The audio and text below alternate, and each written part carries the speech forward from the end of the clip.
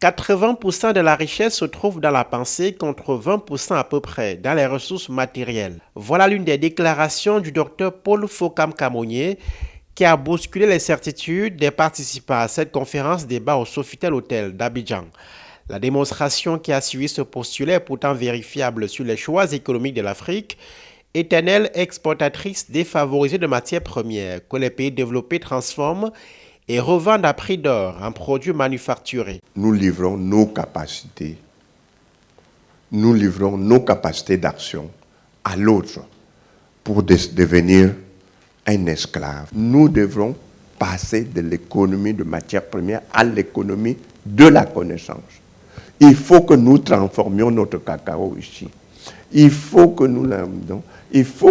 Avant de l'envoyer. Pas de magie à opérer, l'Afrique prend du retard parce qu'elle ne finance pas la recherche et le développement.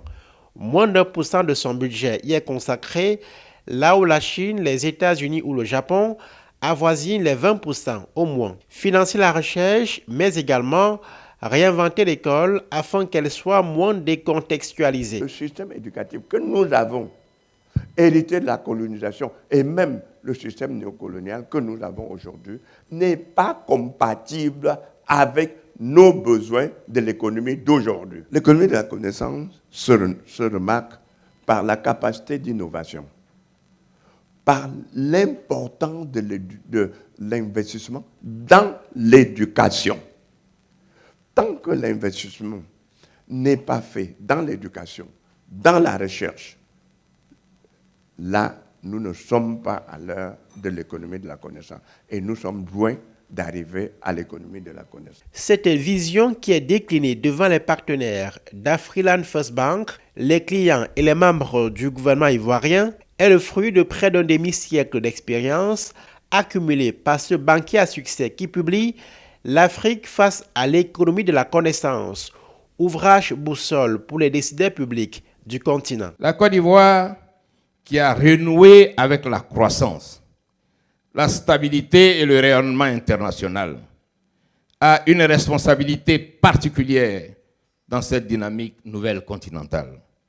Nos choix économiques, nos politiques de formation, nos investissements dans le savoir et dans l'innovation ont une portée qui dépasse nos frontières.